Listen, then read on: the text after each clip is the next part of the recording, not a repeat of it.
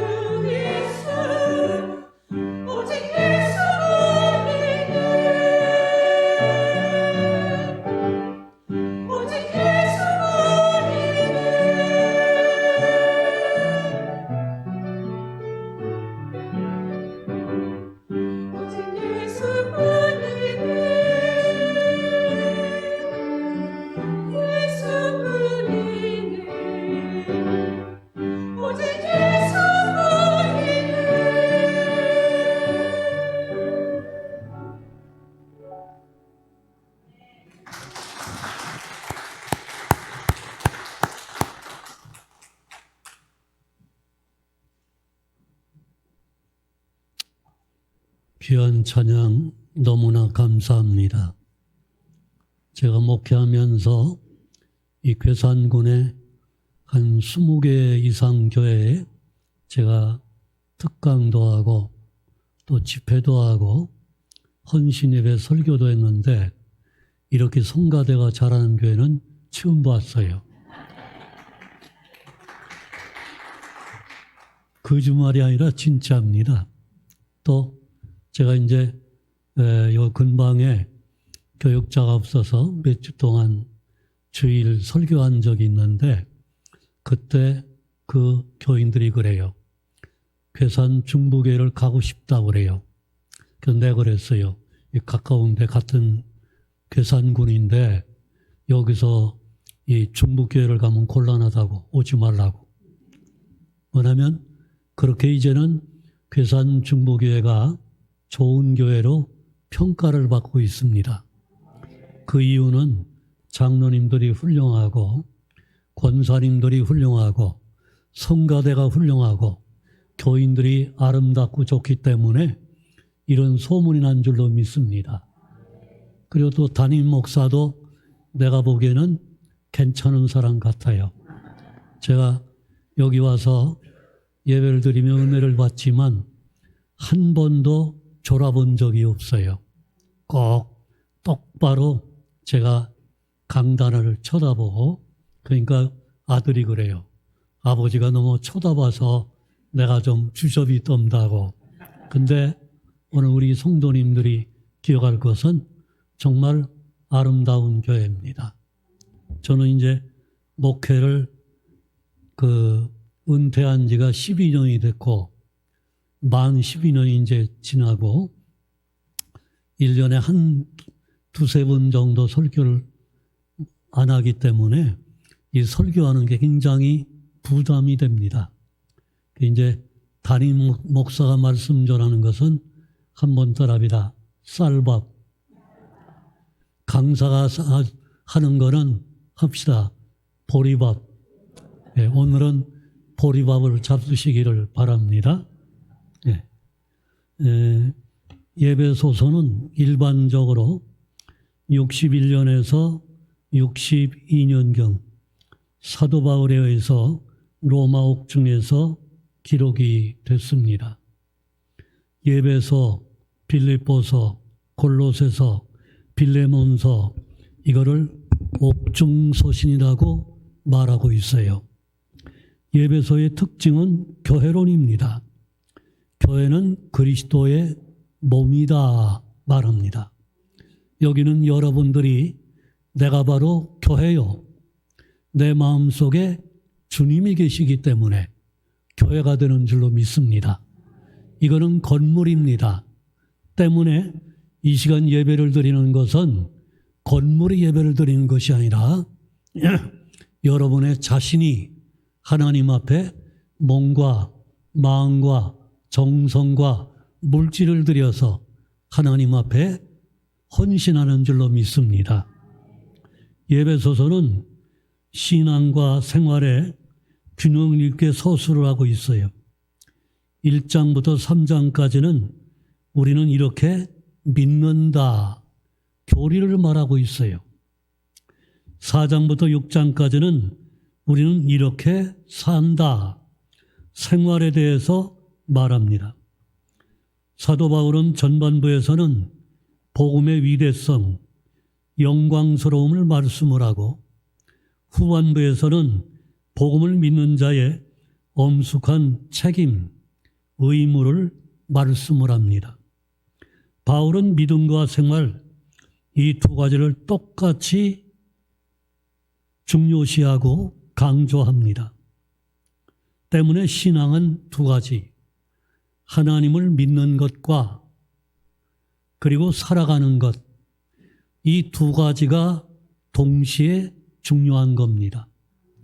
하나님과 바른 관계가 있다면 인간관계와 사회관계, 자연과의 관계도 바르게 되어질 줄로 믿습니다. 바울은 일찍이 2번이나 예배소에 전도를 했어요. 처음에는 단기간, 두 번째는 두란노 소원에서 2년간, 3년 동안 예배소에서 전도했습니다.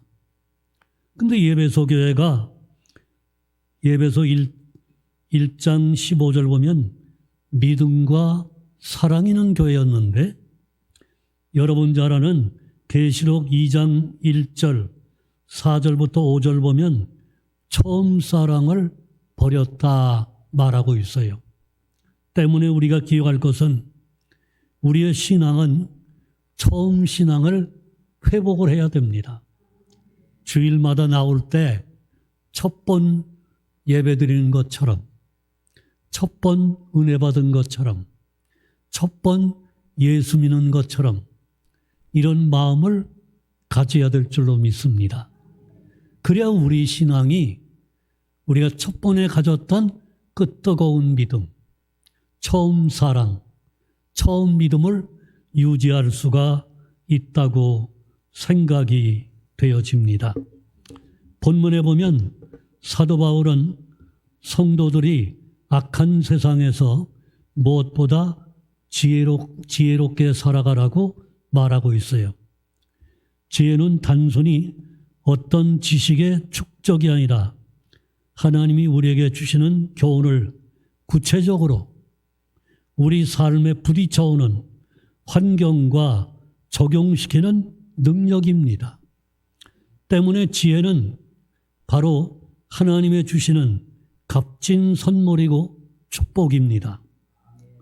조선시대 영의정을 지닌 오성 이양복은 지혜와 슬기가 뛰어났다고 합니다.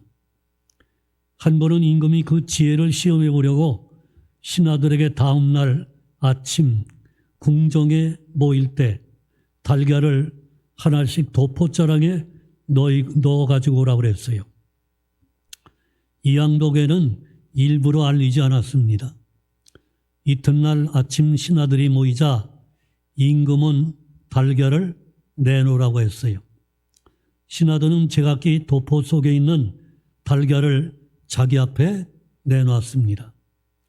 이렇게 되니 이양복이 어리둥절했어요. 임금은 시치미를 뚝 떼고 오성대감은 왜 달걀을 가지고 오지 않았소? 그러니까 이양복은 다른 사람들이 앞에 놓인 달걀을 한 바퀴 둘러보면서 몸둘 바를 몰랐어요.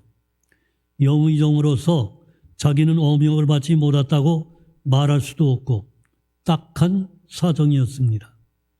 그런데 갑자기 오성 이양복이 씩 웃으면서 양팔을 닭의 날개처럼 들고 꺾여 몇 번 다구는 흉내를 내고 말합니다. 폐하여 소인은 수탉이라 달걀을 낳지 못합니다. 이 재치있는 말에 따라서 임금과 모든 사람은 분명히 배꼽을 쥐고 웃었다는 이런 말이 있어요. 여러분, 삶의 지혜는 우리 삶의 양념과도 같습니다. 또는 성공적인 삶의 열쇠라고 말하고 있어요. 때문에 사도 바울은 말합니다. 우리가 이 세상을 살아가는데 지혜롭게 살라고 말하고 있어요. 여러분, 그리스도인은 세상을 보는 시각이 세상 사람들과는 달라야 됩니다. 그리스도인은 믿음의 시각으로 항상 세상을 봐야 됩니다. 하나님 말씀에 비추어서 이 세상을 분별할 수가 있어야 합니다. 겉에 나타난 것만 보지 말고 이면에 숨겨진 하나님의 손길, 하나님의 섭리, 하나님의 역사를 우리는 바라볼 수가 있어야 됩니다. 그러니까 사도 바울은 지혜 없는 자 같이 말고 지혜 있는 자 같이 하라고 우리에게 말하고 있습니다. 어리석은 자가 되지 말고 지혜 있는 자가 되라고 말하고 있어요. 예수님도 칠립인 제자들 전도하러 세상에 파송하면서 너희는 뱀같이 지혜롭고 비둘기같이 순결하라고 부탁합니다. 초대교회 7집사를 뽑을 때 3가지 중에 하나가 지혜 있는 자를 선택한 것을 볼 수가 있습니다. 여러분, 지식은 공부하면 지식을 얻을 수가 있습니다. 우리는 또 경험을 통해서도 얻을 수 있어요. 그렇지만 지혜라고 하는 것은 다릅니다. 하나님이 주시는 지혜, 이거는 세상 지혜와는 다른 줄로 믿습니다. 성경은 잠언서의 지혜에 대해서 강조합니다. 잠언 3장 13절부터 18절에 지혜를 얻는 자는 명철을 얻는 자는 복이 있나니 지혜를 얻는 것이 은을 얻는 것보다 낫고 그 이익이 정금보다 나음이라. 지혜는 전주보다 귀하니 너의 삼하는 모든 것으로 이에 비교할 수가 없도다. 그 우편에는 장수가 있고 그 좌편에는 부귀가 있나니 그 길은 즐거운 길이요 그의 척경은 다 평강이니라. 지혜는 그 얻는 자에게 생명나무라. 지혜를 가진 자는 복되도다고 말하고 있습니다. 어떻게 하면 지혜를 얻을 수가 있을까요? 우리가 지혜롭게 살아야 되는데 어떻게 하면 지혜를 얻을 수 있어요?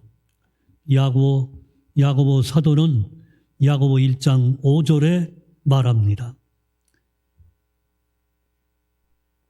너희 중에 누구든지 지혜가 부족하거든 모든 사람에게 후히 주시고 꾸짖지 하시는 하나님께 구하라. 그리하면 주시리라. 여러분, 지혜가 부족하십니까? 어리석고 미련하십니까? 기도하세요. 하나님이 지혜를 주실 줄로 믿습니다. 저도 이제 80이 됐는데요. 45년 목회를 하고 이제 은퇴하고 머리가 이렇게 허해서 보는 사람마다 할아버지라고 그래요. 차를 타면 앉으라고 그래요. 할아버지 앉으세요. 여러분, 저도 이렇게 살아오면서 늘 어리석고 미련해서 하나님 앞에 무릎 꿇고 기도한 적이 많습니다. 기도하면 하나님이 지혜를 주시는 줄로 믿습니다. 하나님 앞에 간구하면 주님은 지혜를 우리에게 주셔요. 그렇기 때문에 지혜는 하나님이 주시는 지혜는 기도하면 하나님이 허락하시는 줄로 믿습니다. 여러분, 어떻게 하면 지혜롭게 살 수가 있을까요? 몇 가지 내용이 있지만 시간이 되는 한 하겠습니다. 첫째는 한번 따라합니다. 세월을 아끼며 살아야. 세월을 아끼라고 말합니다. 본문에 세월을 아끼라고 말하고 있어요. 존 칼빈은 마귀에게 빼앗긴 시간을 되찾아내라 말합니다. 우리는 우리의 시간을 하나님을 위해서 쓸 수도 있고 마귀를 위해서 쓸 수도 있습니다. 대개는 하나님을 위해 쓰는 시간은 핑계가 많고 이유가 많지만 마귀를 위해서 쓰는 시간은 관대하고 너그럽습니다. 향락을 위해 쓰는 시간은 많지만 하나님을 위해 쓰는 시간은 적습니다. 세월을 아끼세요. 세월은 누구에게나 주어진 선물이가 하면 다시 되돌아오지 않은 일회적인 선물입니다. 시간은 흘러가는 물과 같기 때문에 다시는 되돌아오지 않습니다. 지혜롭게 살기 위해서는 제일 중요한 것이 세월을 아끼는 것입니다. 여러분, 우리가 정말 지혜롭게 살기 위해서는 꾸준히 흘러가는 시간을 토막토막 하나님은 끊었어요. 1년은 추나추동, 1년은 12달로 나누고 365일 일주기를 돌고 나서 새로 다시 시작하도록 만들었습니다. 이렇게 시작과 끝을 만들어 놓은 것은 늘 새롭게 각오를 하고 새롭게 다짐을 하고 새롭게 출발할 것을 말하고 있는 겁니다. 1년 8,760시간, 10년 87,600시간, 얼마나 보람되고 유익하게 사느냐, 매우 중요한 것을 말합니다. 에녹은 300년 동안 시종여일하게 하나님과 동행을 했습니다. 여러분은 날마다 동행을 하십니까? 시간을 아껴야 될 줄로 믿습니다. 여러분, 시간을 아끼려면 세 가지 기억을 해야 됩니다. 첫째는 지나간 시간을 반성할 줄 알아야 합니다. 지난날의 잘못과 실수를 되풀이하지 말고 반성하고 고쳐야 됩니다. 두 번째는 오늘 하루하루를 성실하고 바르게 살아가야 됩니다. 늘 후회만 되풀이하는 것은 지혜로운 처사는 아닙니다. 그리고 내일을 준비할 줄 알아야 됩니다. 삶은 오늘로 끝나는 것이 아닙니다. 내일이 있습니다. 여러분, 땅만 있는 게 아닙니다. 하나님 나라가 있습니다. 윌리엄 블랙이 보면 이런 내용이 있어요. 하늘에서 하늘을 보고 한순간에서 영혼을 본다. 여러분, 오늘 우리는 시간을 아낄 줄 알아야 됩니다. 왜냐? 때가 악합니다. 사람이 악합니다. 세상의 모든 문물, 문화가 이 세상의 모든 것이 악합니다. 때문에 지혜롭게 살아야 될 줄로 믿습니다. 또 하나는 본문에 보면 17절에 어리석은 자가 되지 말고 오직 주의 뜻이 무엇인가 이해하라. 한번 따라합니다. 하나님의 뜻대로 하나님의 뜻을 따라 살아야 돼요. 분명히 어리석은 자지 되지 않고 지혜로운 자가 되려면 주님의 뜻을 분별할 줄 알아야 돼요. 성경의 원문에 보면 이 하나님의 뜻이라고 하는 단어가 여러 개 나오는데 그 중에 두 가지가 중요해요. 첫째는 불레오. 이 불레오라는 말은 하나님의 주권적인 뜻, 하나님의 절대적인 뜻입니다. 저항이나 변경이 불가능합니다. 이것은 선택, 구원, 창조 이런 것은 바꿀 수가 없습니다. 두 번째 단어는 델레마.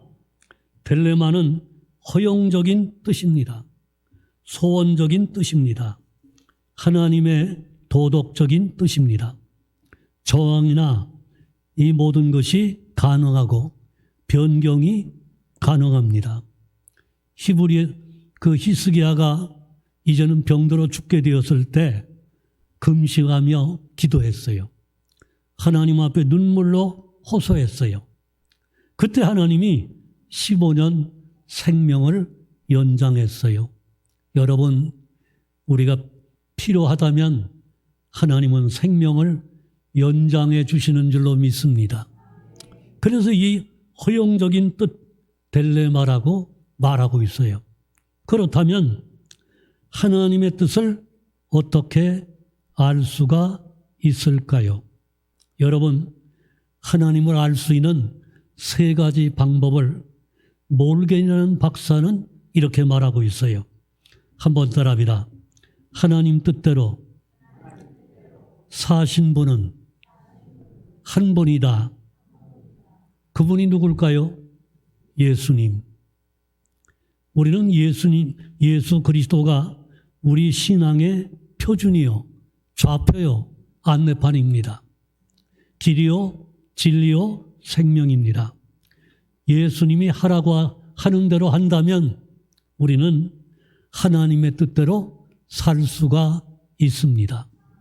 때문에 여러분 여기 나오실 때마다 중심은 예수 그리스도가 되시기를 바랍니다.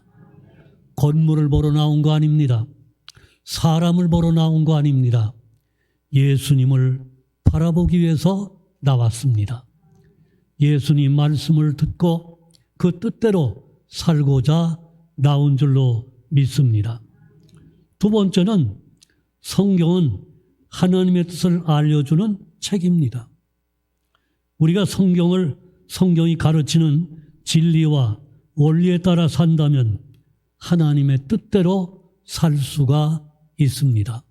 여러분, 하나님 뜻대로 살기를 원하십니까? 말씀에 따라 사세요. 말씀이 가라면 가고, 말씀이 쓰라면 쓰고, 말씀이 하면 아멘 할 수 있기를 바랍니다. 그러니까 이 말씀이 이렇게 중요하기 때문에 우리는 주일날 주님 앞에 나옵니다. 일주일 동안 집에서 육의 양식을 먹지만 하나님 앞에 나오면 생명의 양식을 먹는 줄로 믿습니다. 생명의 떡을 먹어야 우리의 심령이 굶주리지 않습니다.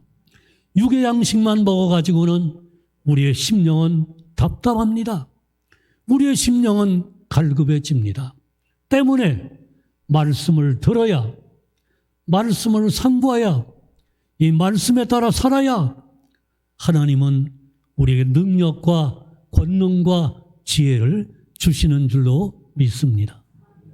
때문에 성도 여러분, 우리가 하나님 앞에 나오는 이유는 분명합니다. 내 영혼이 살아야 돼요. 내 심령이 살아야 돼요. 집에 있으면 내 심령이 살 수가 있습니까? 하나님 앞에 나와 말씀을 들어야, 하나님 앞에 찬양을 해야, 하나님 앞에 영광을 돌려야 하나님이 우리에게 새 생명을 주시는 줄로 믿습니다. 세 번째는 몰가는 말하기를 성령의 인도하심이라고 말하고 있어요. 하나님 뜻대로 살 수 있는 방법, 성령의 인도하심을 받아야 됩니다.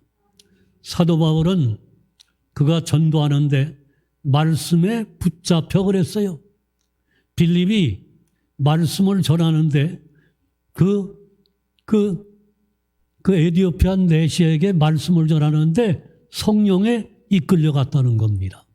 여러분, 성령에 이끌리시기를 바랍니다.